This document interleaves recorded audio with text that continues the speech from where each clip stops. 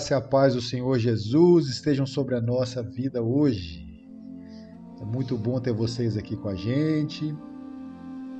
É muito bom a gente separar um tempinho para estudarmos juntos a palavra de Deus. A palavra de Deus é rica, é maravilhosa, é tremenda, é preciosa demais. Nós vamos fazer uma oração nesse momento.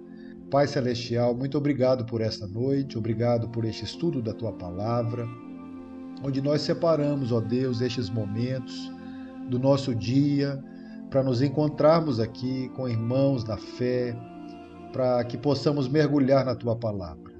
Ó Deus, se agrade de nós hoje pela misericórdia do Senhor e pelo amor do Filho do Senhor Jesus Cristo, pelo Seu sangue derramado na cruz do Calvário. Nós oramos, Deus, gratos por tudo que o Senhor tem feito e ainda fará em nossa vida, em nome de Jesus. Amém. Amém. Bom, que bênção estarmos aqui hoje. Nós vamos estudar a palavra de Deus, livro de Provérbios, capítulo de número 10. Vamos abrir juntos a palavra de Deus. Nós vamos ler a partir do versículo 7. A memória do justo é abençoada, mas o nome dos perversos cai em podridão. A memória do justo é abençoada. Primeira verdade aqui que nós vamos aprender no versículo de número 7, gente amada, é sobre o tipo de pessoa que é lembrada com carinho. O tipo de pessoas ou de gente que não sai da memória das pessoas por atitudes de bondade que foram nutrindo e praticando ao longo do caminho. Eu lembro muito bem quando, certa vez, eu fui num local em que eu precisava de um crédito na época, recém-casado, e aí eu fui no mercado do senhor, na cidade de Colatina, e pedi um crédito a um homem que não me conhecia. Eu fui meio sem jeito, conversar com o dono da venda. Naquele tempo a gente comprava as coisas na venda, né, pessoal? E aí falei assim, olha, eu estou precisando de um crédito e tal, eu recebo no dia tal. Naquele tempo a gente não usava muito cartão de crédito. E aí o moço me olhou e falou assim, não, o senhor não, na época era você, né? Você pode comprar tudo que você quiser aqui. Eu falei, como assim? Pode comprar o que você quiser. Eu falei assim, como isso? E ele disse, eu conheço muito seu avô. Seu avô, uma vez, quando eu precisei, estava com o carro quebrado, ele parou, me ajudou e ele me deu crédito para eu montar todo esse negócio que eu tenho. Eu não sabia daquilo. E eu quero ilustrar isso nesse momento, nesse versículo de número 7, exatamente lembrando desse episódio que eu vivi, quando diz que uma pessoa sábia, aqui fala o homem, mas se aplica ao homem, à mulher, a memória do justo é abençoada. Por onde essa pessoa vai, ela deixa rastros de bondade. Por onde essa pessoa vai, portas vão se abrindo ao longo do caminho. Por onde essa pessoa passa, as pessoas sentem uma fragrância, o bom perfume de Cristo Jesus, que é exalado através da conduta, da vida desse tipo de gente. É uma pessoa que a gente pode dizer é bênção pura, mas uma pessoa má logo é esquecida. Por que não dizer, as pessoas fazem questão de esquecer pessoas más? Não é verdade? Já viu aquele ditado assim? Já vai tarde. Graças a Deus se foi. Até pessoas próximas, às vezes a gente ouve falar dessa maneira. Então, a necessidade de nós construirmos reputação, gente. A reputação não é mais importante do que o caráter, mas ela também é importante. Caráter é aquilo que nós somos diante de Deus. Reputação é aquilo que nós deixamos as pessoas perceberem em relação a nós mesmos. O segundo verso de hoje, o verso de número 8, que diz assim, o sábio de coração aceita os mandamentos, mas o insensato de lábios vem a arruinar-se. Eu vou ler o 9 também, que estão juntos aqui.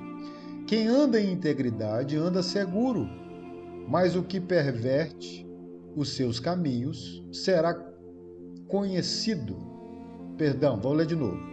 Quem anda em integridade anda seguro, mas o que perverte os seus caminhos será conhecido. O que estes dois versos estão falando? O sábio de coração aceita os mandamentos, mas o insensato de lábios vem arruinar-se.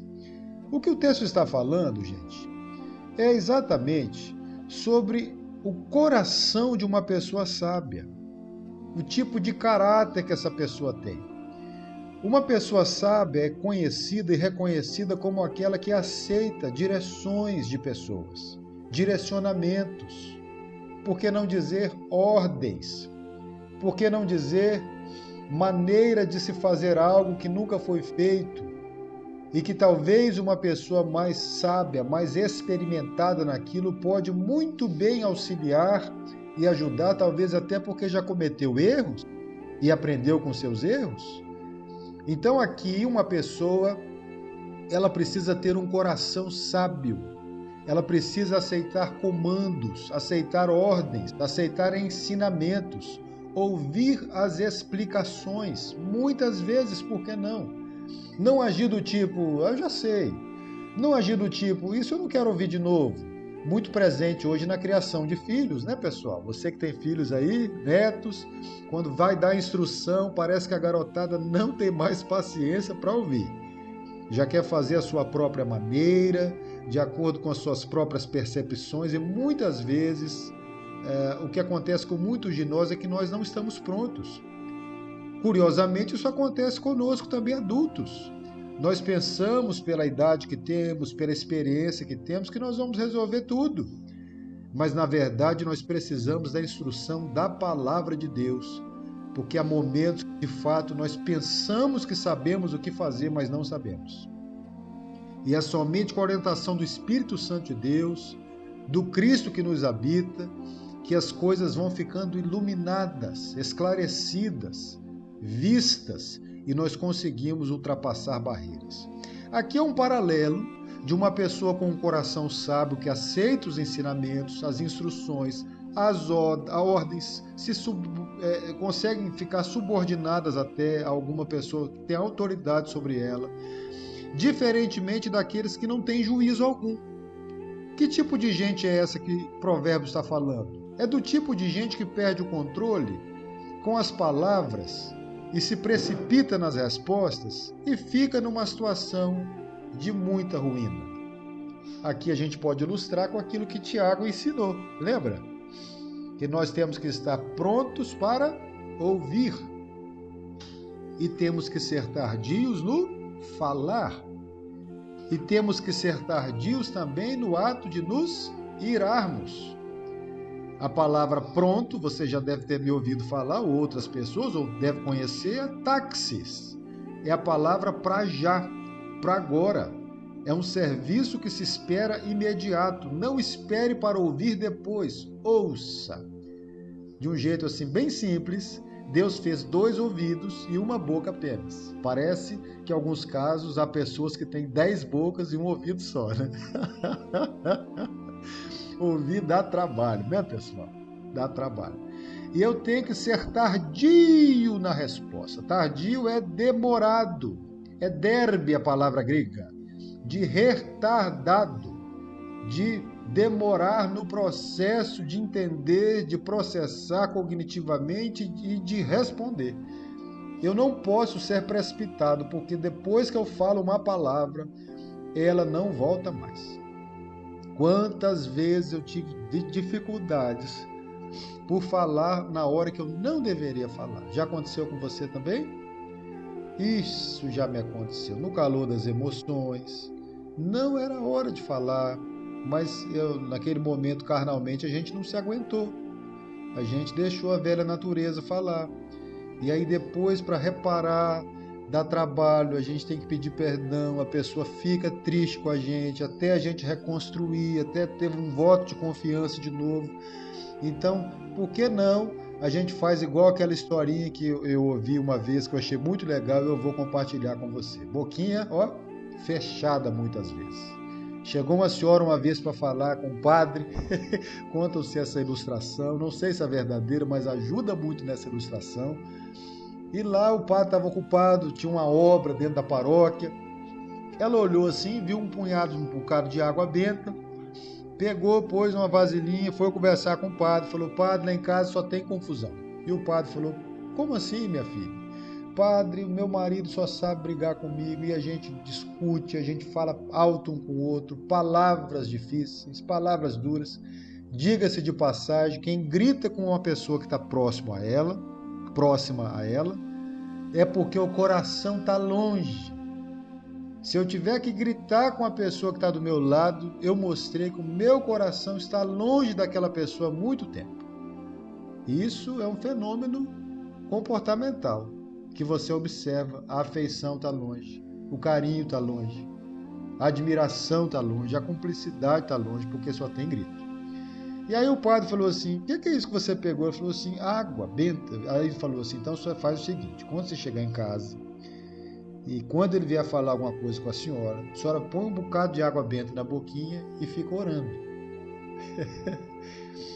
Promete? Prometo. E assim foi. Primeira vez, segunda vez, terceira vez. A coisa estava uma paz, gente. Não tinha mais briga, ninguém se desentendia, não tinha mais grito. Só meu amor para lá, meu bem para cá.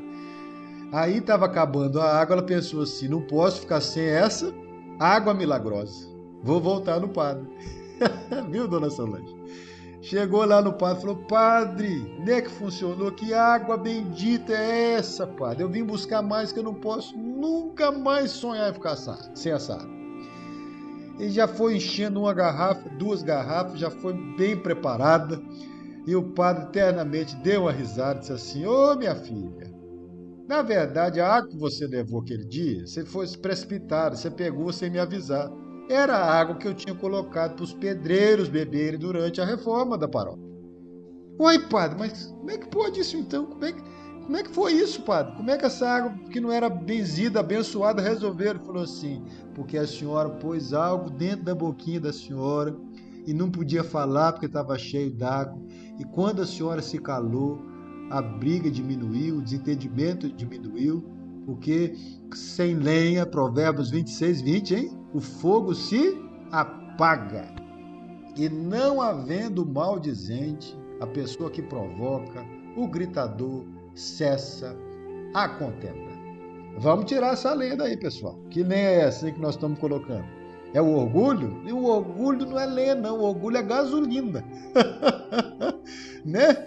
O orgulho é pra lá de lenha. Lenha demora para pegar.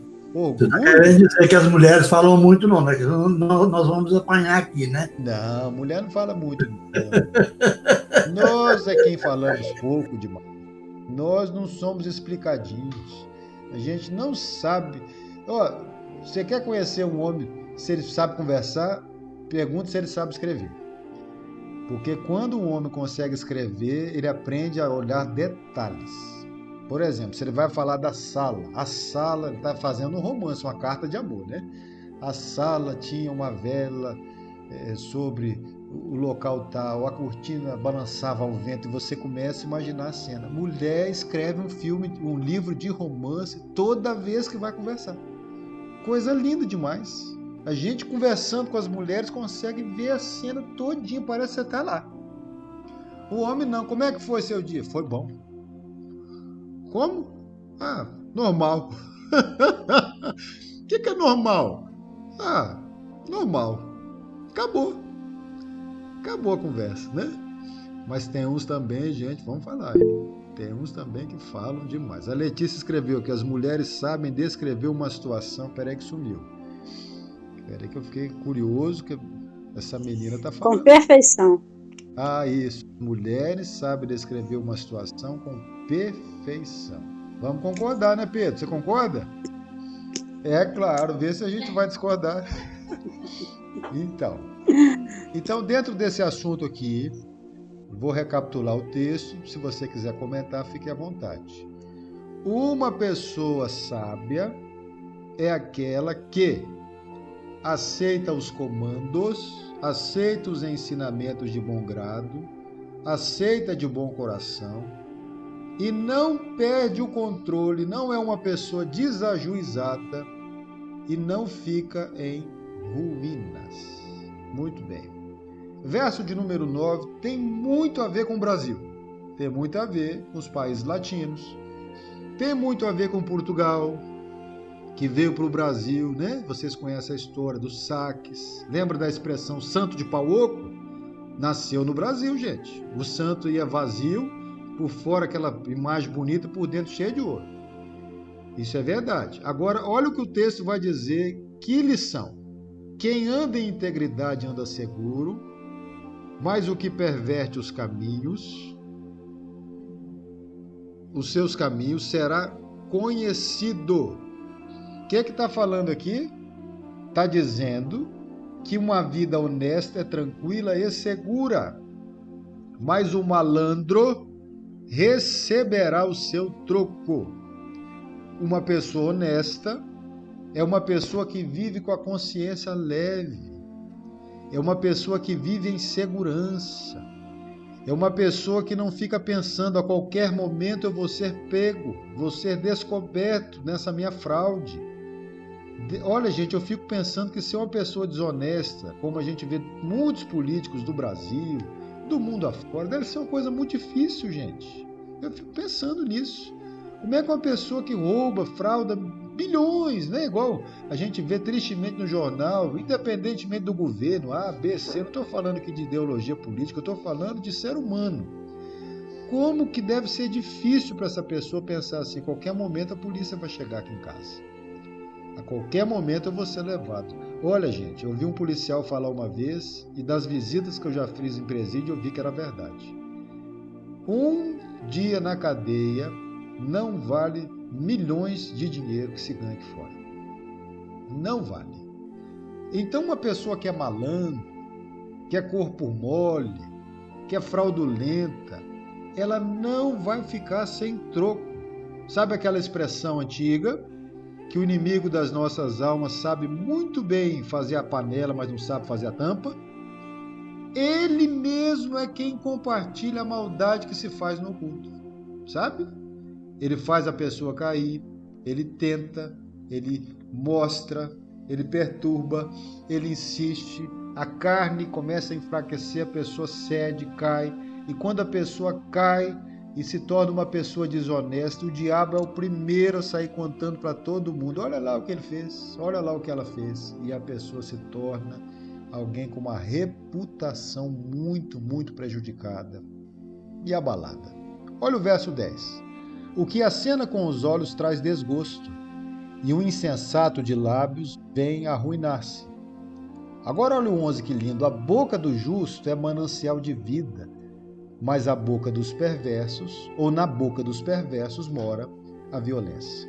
Aqui nós estamos vendo que quem conspira para o que é mal causa um desgosto enorme para si, para as pessoas à sua volta. E aqui a gente vê que quem fala de uma maneira insensata, terrivelmente é arruinado ou arruinada. Tem uma hora que as coisas ficam difíceis demais. Mas, por outro lado, quem fala de uma maneira justa é como se fosse uma fonte de vida. Mas o perverso é um poço de violência. Versículo 12, o ódio excita contendas. Esse é perfeito demais. Mas o amor cobre todas as transgressões. Em outras palavras, o que ele está dizendo é que o ódio divide. O ódio separa. O ódio encoleriza. O ódio faz pessoas que estão numa situação de aparentemente controle ou aparente paz, essas pessoas que são incitadas para a violência se tornam pessoas agressivas demais. O ódio divide famílias. E o ódio nasce de quê, minha gente? De pequenas coisas, de pequenas situações, de pequenas palavras, muitas vezes, de pequenas ações que vão crescendo, sabe, como aquela plantinha pequenininha que começa a crescer e crescer e se torna uma raiva. E a raiva vai aumentando a frequência nesse contato, nessa vida que não abre para pedir perdão, para dizer que doeu, para consertar a relação, e vai crescendo, e essa ira vai se tornando num ódio incontrolável, até que não haja possibilidade mais de unidade entre esta família, entre essas pessoas dessas relações, entre esta igreja, porque o ódio tomou conta, e agora só a graça de Deus e o poder do Espírito Santo para reverter este quadro. Aqui a gente pode refletir que Deus criou as pessoas para se amarem, para viverem umas com as outras, mas veio o fenômeno religioso e separou as pessoas. Veio a ideologia política e separou as pessoas. Vieram os times de futebol e separaram as pessoas. Não é verdade?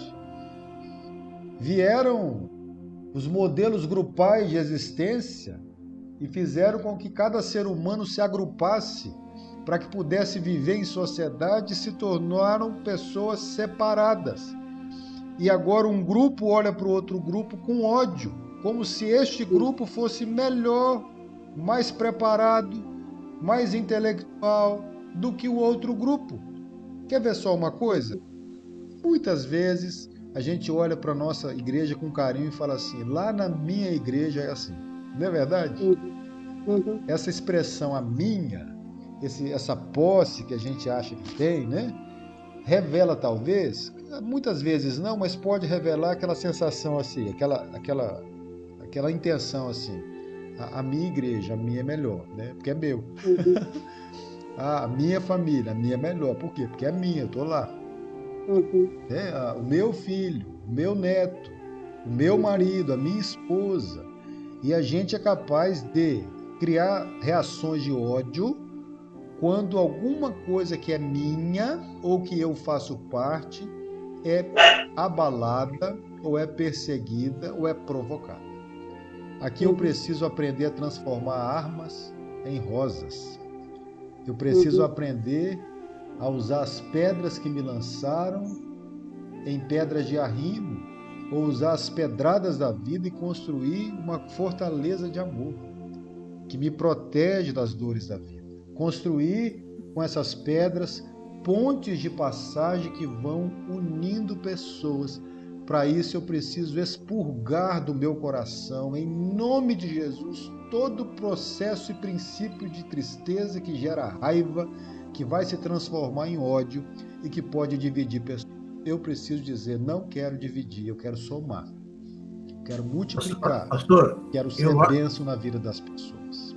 Eu acho que essa questão do ódio, principalmente assim, às vezes pessoas que a gente trabalha, convive, família, enfim, qualquer lugar que esteja, ele vai se perpetuando, talvez num primeiro distanciamento, que se esse distanciamento não houver volta. Deixa eu explicar melhor. Eu tenho um exemplo de uma pessoa no trabalho que eu fiquei 1 ano sem falar com ela dentro da própria sala. Entendeu? Porque ela falou um negócio que eu não gostei, então depois, posteriormente, de 1 ano, a gente começou a se acertar, e depois se tornou talvez um dos meus melhores amigos. Olha aí. Entendeu? Então, assim, essa questão de ódio, tem alguns realmente que se perpetuam, tá? Mas eu, às vezes, de vez em quando, eu penso isso. Quando eu vejo uma pessoa assim que, a gente usa muito aquele chavão, eu não fui com a cara dessa pessoa. Entendeu? Não é? A gente olha assim, passa pela gente, eu não fui com a cara dessa pessoa, tá? Mas tenta pelo menos conversar, tenta pelo menos entender, porque quando às vezes você fala, você sente uma outra coisa diferente daquilo que a gente pensa. E pode acontecer o contrário também. Você olha para as pessoas e olha assim: ó, que santidade, ó, que não sei o que e tal, né? E vai ver que é uma cobra venenosa. Entendeu? Cobra venenosa. Então, assim, eu acho que Para para esse assunto que nós estamos falando, eu acho que a melhor coisa é pelo menos haver um segundo tempo. Entendeu? Onde você possa conferir realmente se o seu olhar, o seu pensamento ou aquilo que você teve a impressão é aquilo mesmo. Entendeu? Que talvez aí as coisas mudam ou conservam. Excelente a sua fala. Cobra venenosa. Você me fez lembrar do meu irmão e amigo Frei Pedro, que atua lá no convento da Penha, que diz ele que um dia apareceu lá, naquela matinha linda, quem já foi lá já viu que beleza que é lá, né? Uma cobra grande, gente, tinha mais de 2 metros o tamanho da cobra. E aí ela ficou por lá, estava fechada, falou assim, reverendo, estava fechado aqui, eu deixei a bichinha bem no mirante. Ele é franciscano. Estava lá, a cobra enorme. Diz ele que abriu para o pessoal, de repentemente ele estava assim, um dia paisano, que ele falou, sem a roupa do Frei, né? Uma roupa normal. E aí tinha uma senhora lá dizendo assim, não reconheceu, dizendo assim, isso é um absurdo, tem que chamar as autoridades, tem que tirar essa cobra daqui, pode machucar alguém seriamente, e a cobra quietinha lá. Aí ele chegou perto e disse assim, minha filha, deixa essa cobra quietinha, que eu tenho certeza que a senhora tem vizinho muito pior do que ela. Muito pior do que ela. Deixa ela ali, deixa que ela passe. Mas vai resolver as coisas com os vizinhos primeiro, porque lá as coisas não são. Cuidado com o vizinho, viu? Cuidado com o vizinho. Mas é uma verdade, ele disse algo que é verdade. Às vezes nós tememos aquilo que não deveríamos temer. E nas relações, nós precisamos aprender a não sermos hipócritas. Olha lá o verso 18 que vai continuar isso que a gente está falando. Quem esconde em si o ódio é hipócrita. Quem espalha calúnias é uma pessoa desajuizada. O verso diz assim, o que retém o ódio é de lábios falsos, e o que difama é insensato. É uma pessoa sem juízo. Gente, hoje eu ouvi uma história que eu fiquei assim, tocado com aquela história. Uma pregadora na internet contando a história de um pastor de uma comunidade. Está lá na internet esse vídeo, eu vi hoje, de uma comunidade que um dia uma jovem pediu para dar uma palavra dessas igrejas que as pessoas participam, muitas pessoas participam da liturgia do culto. E aí a pessoa foi lá na frente da igreja e disse assim para a comunidade, gente, eu vim aqui para contar para todas as pessoas que estão aqui que eu e o pastor temos um caso amoroso. Ela falou assim, ele falou, como minha filha, nós temos, meu amor, temos um caso amoroso. E aí a esposa dele estava assim, desmaiou na hora, segundo aquela pregadora. Os 2 filhos precisaram de alguém para segurar. O pastor levantou tentando dizer para a comunidade que estava acontecendo um equívoco. A comunidade ficou muito estranha, não teve culto naquela celebração. A pessoa ficou muito abalada, não é para menos. Saiu daquela comunidade. O presidente da denominação cassou a carteira do pastor. Ele perdeu a família, separou, foi morar num sítio. Aí diz que num encontro de pastores, agora o novo presidente dessa comunidade, a igreja maior, já tinha 20 anos que aquele pastor não era mais pastor, estava morando num sítio, sozinho. Ele recebeu o seguinte convite, diga para o presidente da convenção vir aqui me visitar. Uma senhora, uma pessoa, né? Não era senhora, uma jovem senhora, que estava numa doença terminal, mas só servia se fosse o presidente da igreja. Ele ouviu isso, certamente reviu a agenda e foi lá. Quando ele chegou lá, era a menina que pediu o microfone para falar que tinha um caso com o pastor. E disse assim para ele, olha, eu chamei o senhor aqui para dizer que aquilo que eu fiz há 20 anos com o pastor era mentira. A igreja tinha acabado, a reputação dele tinha acabado. E aí ele disse assim, mas na época parece que você deu detalhes de como ele era, até da pele dele, enfim, né, da intimidade. Ela falou assim, não, eu me apaixonei, eu sou enfermeira, e naquela época ele fez uma cirurgia, eu acompanhei como alguém ali da enfermagem e vi a intimidade dele. E contei para a mulher dele acreditar que eu tinha mesmo algo que era uma marca pessoal dele que ninguém via, mas era mentira.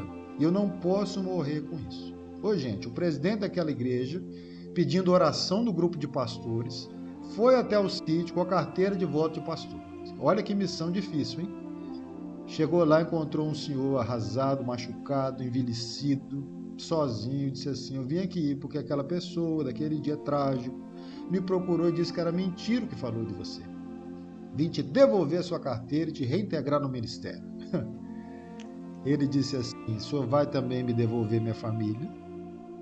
O senhor vai me devolver 20 anos de convivência com os meus filhos e a minha reputação? Porque se isso não for acontecer, pode ir embora, que eu encontrei a minha paz em Deus. Gente, eu ouvi aquilo ali, eu fiquei tão tocado com isso, porque há situações, a gente está usando aqui a vida pastoral, mas pode ser em qualquer contexto da vida, de qualquer ser humano. Há situações caluniosas de palavras que não voltam atrás. É como se a gente picotasse várias folhas de papel e lançasse diante do ventilador e para reunir de volta, meu pessoal. Então eu tenho que ter cuidado com aquilo que os meus lábios vão falar. Eu tenho que ter cuidado com aquilo que eu escondo, talvez um ódio escondido do meu irmão, um ódio carnal, um ódio pecaminoso que projeta nele toda a minha ira, toda a minha cólera, e aí eu me presto até a fazer um mal terrível para ver aquela pessoa em desgraça. Ô, gente, não convém que um servo de Deus pague tristeza com ódio. A gente tem que fazer como Jesus: Pai, perdoa-os porque eles não sabem o que estão fazendo. A gente tem que fazer como Estevão, que estava sendo apedrejado e viu o céu aberto e fez a mesma oração: Pai, perdoa-lhes porque eles não sabem o que estão fazendo. Calúnia. Nós somos a geração do fake news. Eu não sei mais o que é verdade e o que não é. E você? Então é uma situação difícil, gente. Aí vem, né, pastor, um outro questionamento que não é para discussão agora, tá? É só mesmo para fazer uma colocação que merecia até uma discussão. Não é que merece uma discussão, merece uma fala, mas não é para agora, não. Só levantar porque, como eu sou meio detalhista, me chamou aqui a atenção dessa pessoa, né, que aprontou aí, que fez tudo isso, e que levou 20 anos para poder fazer uma correção, porque ela estava quase à morte, entendeu? Aí eu fico pensando, biblicamente, se a pessoa se arrepende, né, e faz, ela é salva, entendeu? Mas até que ponto, né, pode ser isso, né? Porque ela podia ter se redimido antes e tal. Tá, eu só estou... É um comentário apenas, tá? Não é nem uma pergunta, porque é um assunto longo, um assunto... É outro assunto. Mas deu tempo dela se redimir. Eu acho que eu entendi a sua inquietação, irmão Pedro. Seria o seguinte... gente, será que o que essa jovem, essa senhora teve foi arrependimento ou foi remorso? Né? Porque nós temos que entender que há um hiato entre arrependimento verdadeiro e remorso. Remorso é assim, e se eu não resolver isso e morrer... Mas a gente não pode julgar também, né? A gente não pode julgar. Mas né? E se eu não resolver isso antes de morrer, será que eu vou para o inferno? Então eu vou pedir perdão para que eu possa ir para o céu. Arrependimento não. Arrependimento é assim: eu errei profundamente. Eu jamais podia ter feito isso, eu tenho nojo do que eu fiz. Se eu pudesse voltar no tempo agora, certamente eu não faria isso. Eu preciso resolver agora. Arrependimento eu pequei contra Deus e contra o próximo e tenho que reparar o mal, porque eu não posso viver com isso. Remorso: eu fiz o que deu vontade de fazer, fui descoberto, como eu fui tolo, agora eu vou ter que dar um jeito nisso. O arrependimento não muda o coração de quem pecou, fragiliza porque foi descoberto. O remorso: o arrependimento é mudança de rota, é conversão, é nojo daquilo que eu fiz, nojo de tocar no assunto, só de tocar dói, porque eu pequei contra Deus, eu pequei contra o meu irmão e eu preciso reparar esse mal. Então, gente... Mas para quem, pastor, procura ser um pouco correto com relação a isso, nós todos que estamos aqui, eu acho que temos esse mesmo tipo de comportamento. É você encostar o rosto no travesseiro na hora de dormir, o juízo daquilo que você fez vai te acusar na hora ou vai te aplaudir. Entendeu? Tá? Então a gente sabe exatamente no momento que a gente não procedeu muito bem ou que a gente procedeu muito bem. Então há um juízo naquela hora. Então são pessoas qualificadas, né, que têm isso aí. Amém, meu irmão. Gente, devido ao nosso horário, eu quero ouvir fala de vocês também, caso vocês queiram falar. Eu quero pontuar alguns versos desse capítulo, porque ele vai repetindo, ele vai fortalecendo a tese, ele vai redundando para que fique bem latente. É isso que Provérbios faz muito, a repetição para o ensino. E aí nós vemos aqui, por exemplo, no versículo de número 20, ele diz assim: prata escolhida é a língua do justo, mas o coração dos perversos vale muito pouco. Os lábios do justo apacentam a muitos, mas por falta de senso morrem os tolos. O que ele está dizendo aqui, gente? Concordando com tudo que nós falamos e ouvimos. O discurso de uma pessoa justa é digno de atenção. O que ela fala é elevado de verdade. Mas a mente de uma pessoa má é uma mente que não tem valor algum. O discurso do justo é cristalino. Ele não é encoberto, ele não é fingido, ele não deixa dúvidas se de fato aquela pessoa está falando a verdade ou a mentira, porque a verdade é a verdade e Jesus disse que a palavra de uma pessoa de Deus, o sim precisa ser sim e o não precisa ser não, porque o que passar disso provém de Satanás. E aí, estas palavras que os justos falam ajudam a muitas pessoas. Porque são palavras de vida, são palavras de bem, são palavras de encorajamento, de carinho, de conforto, de consolação. Ô, gente, que gostoso quando a gente está num sofrimento, numa angústia, que Deus usa alguém para se aproximar de nós, para dizer: estou orando por você, para dizer como você é valiosa para Deus, como você é valioso para mim. Isso é bálsamo, isso é remédio. As palavras, então, das pessoas que andam com Deus ajudam muitas pessoas. Só que os insensatos morrem até por falta de juízo. O último verso, então, dessa série aqui do capítulo de número 10 diz, verso de número 32, para a gente abrir o diálogo: os lábios do justo sabem o que agrada, mas a boca dos perversos somente o mal. É aqui a ideia do justo que sabe falar coisas amáveis, coisas carinhosas, palavras que vão construir, não machucar. Mas uma pessoa perversa só consegue destilar veneno. Quer ver só uma coisa simples, mas que faz a gente pensar? Quando você se aproximar de uma pessoa que era gordinha, simples, hein? De presente, e ela emagreceu, não convém você falar assim: nossa, como você emagreceu uns 30 quilos, né? Simplesmente chega e fala assim: nossa, como você está bem. É diferente, não é, pessoal? Não é verdade? Ou então, quando uma pessoa que não tem filhos, talvez nem quer ter filhos. E a gente talvez com aquela palavra inconveniente chega e fala assim: você não vai ter filho nunca, não? Né? Não quer ter filhos, é a pergunta. Ou você, né? não quer ter filhos, talvez a pessoa tenha uma doença, tenha um problema, e aí vai tocar lá na ferida. Vai. Quer ver só outra coisa? Você está num velório, e às vezes tem perguntas sobre o falecido e a falecida num velório que dá vontade de sair correndo, gente. Perguntas que não cabem naquele momento, meu Deus do céu. Né? Mas morreu de quê? Foi morte morrida? Foi morte batida? O que aconteceu? Sofreu muito? E vem as coisas, gente. Olha, gente, a sensatez cabe em qualquer lugar. Fale palavras amáveis. Se a pessoa engordou um pouquinho, deixa pra lá. Faz de conta que você não viu, né? Se não tem outra coisa para comentar, não comente, né? Se alguma coisa aconteceu lá que foi frustrante, foi constrangedor, para que aumentar a situação? Tem um autor que eu vou indicar, se você ainda não leu, ele não é cristão, mas é um livro de liderança que é best-seller, de Dale Carnegie. acho que é assim que pronuncia. Se escreve Dale Carnegie. Como fazer amigos e influenciar pessoas. Eu já li esse livro umas 8 vezes e ele é fantástico, gente.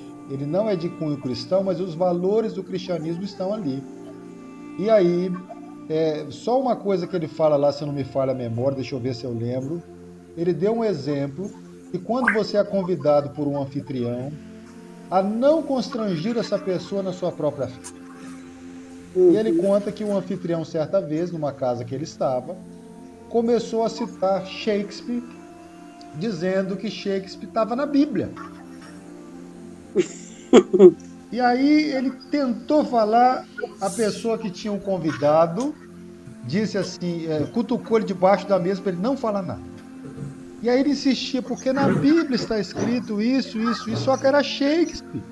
E aí ele coçando para falar que sabia até o livro de Shakespeare, a pessoa, o amigo dele, cutucava debaixo da mesa. Não fala nada. Não fala nada. Olha só que interessante, gente, que a gente aplica na nossa vida. Às vezes o nosso dogma religioso esquece da pessoa que está cometendo o erro, mas a gente quer consertar na hora só porque ofendeu a nossa fé. Olha que interessante isso, gente. E aí quando saiu, qual é a pergunta que não quer calar? Por que você estava me cutucando debaixo da mesa? Eu estava querendo ensinar aquele homem que não sabe nada de Bíblia, e nem de Shakespeare, pelo jeito. Ele disse assim, pegaria muito mal para ele, o anfitrião da casa, tendo o domínio da palavra naquele momento diante de todos os seus convidados, ser corrigido por você, embora você tivesse razão. Gente, que nobreza essa fala. Eu preciso falar coisas amáveis, e se eu não tiver coisas amáveis para falar, que eu não fale. É aquela máxima, conserte alguém no particular. Pastor? Só um pouquinho, conserte alguém no particular e elogie em público. Em público. Não espere uma pessoa que tem uma relação de domínio para com aquela pessoa para você chamar a atenção dela. Chame como irmão. Se é o seu colega de trabalho, não fale as coisas que ele fez de errado ou deixou de fazer na frente do patrão. Para quê? Você não é crente não, você faz isso. O que é isso? Aliás, em nenhuma... Chama ele à parte. Conversa em amor. Se necessário for, você leva depois para outra instância. Por quê? Porque fazendo isso, você faz o que está no verso 32. O justo sabe falar de coisas amáveis, de uma maneira amável, mas o perverso só destila veneno. Já vou dar a palavra para encerrar. É a famosa máxima de se colocar no lugar do outro. E se fosse comigo? Como eu me senti? Vamos tirar a palavra para um pouquinho de sensatez e vamos colocar a palavra feedback. Para dizer o seguinte assim, há algumas pessoas que merecem você falar para ela algumas coisas, mas é como você acabou de falar agora, tem hora, tem momentos, né? E não pode ser uma coisa assim do tipo cara a cara, ou seja, tem que ser uma coisa mesmo que vai falar. Só um minutinho rápido aqui, só para contar aqui o que aconteceu comigo essa semana passada, né? Eu todo feliz da vida, né? Porque estava saindo de casa agora, né? E fazendo as minhas caminhadinhas aqui e tal, né? Fui inventar um dia que já muito sol de tirar a camisa e caminhar sem camisa. Aí mandei uma foto para meus filhos. O meu filho, muito sutilmente, falou assim, que beleza, gente, tá fazendo tal. Mas vamos fazer mais caminhada, porque essa barriguinha tá meio grande. Se fosse com a mãe, hein, Pedro? É isso mesmo. Não, senhor, por que eu usei isso? Sim. Na hora eu não falei nada, não respondi nada, mas cheguei em casa, diminuiu um pouquinho a comida. Mas, Pedrão, na hora talvez você poderia ter pensado assim, puxa vida. E só para terminar aqui, fazendo uma correçãozinha, tá? Vizinho, quando tem que é bom, é ótimo, muito bom, tá? Então, assim, a gente tá falando negócio de vizinho mal aqui, mas tem muito vizinho que é bom, porque aqui no prédio mesmo,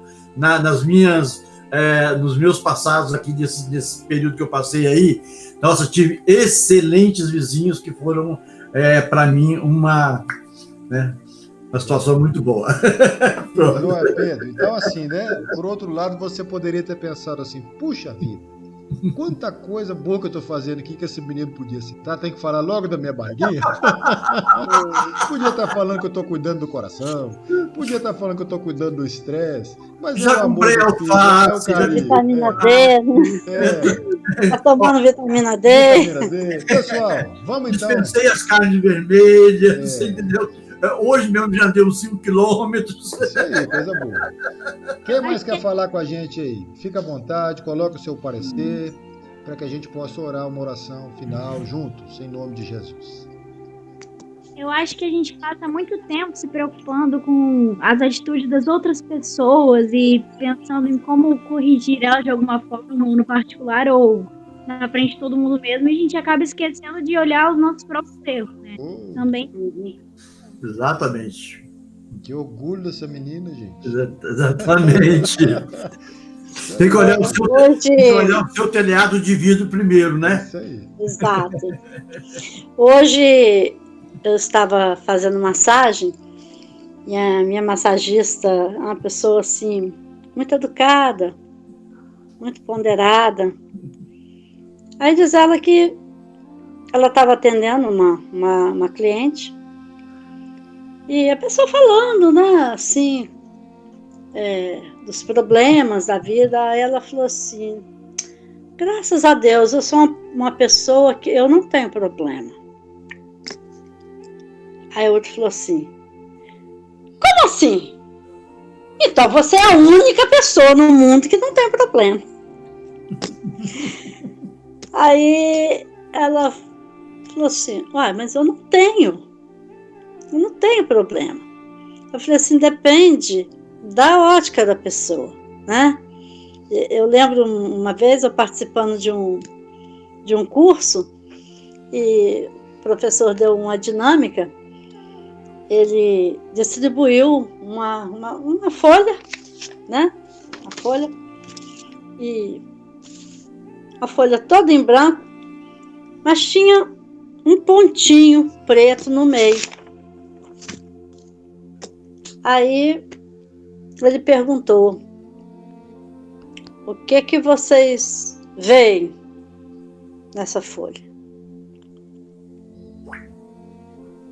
Ninguém fez a descrição da folha. Eu tenho aqui um pedaço de papel, um retângulo, né? São duas paralelas com tantos centímetros, né? E duas assim e tal. A maioria das pessoas falaram assim, essa folha ela está suja, que ela tem um pontinho preto aqui. Então, quer dizer, talvez se o ponto fosse rosa, não falariam que estaria suja, né? Mas às vezes a gente só enxerga o diferente, né? O probleminha, aquilo que escapa ao que nos é comum, né? Então, nesse comportamento, a gente acaba ofendendo o outro, a gente acaba falando o que não deve, né? Então, realmente a gente tem que ter muito cuidado, né, com a língua, né, pastor? Muito cuidado com a língua. Pensar bem antes de falar. Aí ela falou assim, poxa, eu fiquei assim tão... Porque uma pessoa... Assim, uma pessoa de bem, uma pessoa estudada, e ela foi tão grosseira comigo, ela não aceitou que eu não tivesse problema. Eu não tenho mesmo. Aí ela foi falando, eu tenho onde morar, eu tenho o que comer, eu tenho saúde. Então ela foi vendo o lado positivo da vida dela e resumiu, eu não tenho problema. A outra achou que não, ela tinha que ter um problema, porque todo mundo tem. É uma ótica totalmente negativista, né? Dentro da sua fala, que foi muito legal também, os dois aí estão de parabéns. A Eliane está quietinha hoje. Só ouvi. A Lelê também colaborou bastante aí com a gente, é uma palavra muito boa. A gente pode talvez pensar em terminar com aquela ilustração, né? Talvez ninguém quiser falar, é claro. de um menino que estava reclamando do tênis rasgado. Uhum. E ele pedindo, pai, a mãe, eu quero um tênis novo, eu quero um tênis novo. Legítimo o pedido dele. Por que não um tênis melhor, né? E tal. O rasgado pode cair água, enfim. Uhum. Aí o pai, caminhando com ele, passou perto de um sinal de trânsito, tinha uma criança, e o pai só apontou e disse assim, veja. Quando ele olhou, aquela criança faltava um pé. Uhum. O menino, na hora, entendeu o recado, as lágrimas vieram. Porque quando eu penso que está tudo ruim para mim, infelizmente há alguém que está numa situação pior do que a minha. E eu preciso estar contente em Deus, porque até aqui Ele tem me ajudado e me abençoado. Quando eu entendo isso, eu posso falar, não tem problema. Posso falar, como essa pessoa disse, né? Porque quando eu olho outros problemas que maiores do que os meus são, eu posso ter até vergonha de falar alguma coisa. De falar que tem problema, né? Vergonha, se eu reclamar hoje que eu estou sentindo a rinite devido ao tempo que está do inverno, como muitas pessoas ficam. Já quarta-feira que eu estou assim, falei, não, gente, eu vou dar esse estudo assim mesmo, vamos embora. Se eu reclamar disso e encontrar com uma pessoa que está fazendo um tratamento de quimioterapia, eu posso me envergonhar. Então, sempre me colocar no lugar do outro e usar as minhas palavras com doçura, como bênção. Não falar como se eu fosse superior, como se eu fosse patrão, como se eu fosse melhor. Não. Jesus disse que eu tenho que me colocar sempre como se eu fosse inferior. Porque quando eu sou pequeno, é aí que eu sou grande. Chegamos até aqui? Oi? Nós com as nossas rinites, ainda estamos respirando. Exatamente. Não é? Exatamente. Quantos que não estão conseguindo respirar? Que tristeza. Né? Que tristeza. Digamos, pois, o que diremos, pois, esse tempo de Covid, né, minha gente? Não é? Pois é, exato. Que tristeza. Eu ouvi o depoimento do padre Fábio de Mello falando da mamãe dele. Que comovente, gente. Que comovente, antes dela ser entubada. E quantos milhões no mundo inteiro, né? Milhares viveram. Mas graças a Deus o vírus aqui já está sendo erradicado. Vocês viram que notícias boas aí no nosso estado. Louvado seja Deus. E aí, lembrar da segunda dose, hein, pessoal? Não pode deixar de tomar. Lembrar dos cuidados que não cessam. Não é hora de baixar a guarda, é hora de continuar cuidando daqueles que nós amamos. E vamos, em nome de Jesus, voltar para o novo normal. Meu coração está radiante. Como pastor da igreja, e ver a resposta dos nossos irmãos no retorno do culto presencial. Muito bom. Eu estava temeroso, gente, porque eu vi as estatísticas das nossas igrejas irmãs, eu estava muito assustado. Mas quando eu vi mais de 40 pessoas em cada celebração, eu fiquei assim feliz com o que Deus está fazendo. Nós oramos e Deus está nos respondendo. Nós tivemos uma semana de oração. E como diz o Ronaldo Lidoro, o missionário, o problema da oração é que Deus responde. Aleluia. Aleluia. Graças a Deus. Vamos orar então agora juntos? Vamos.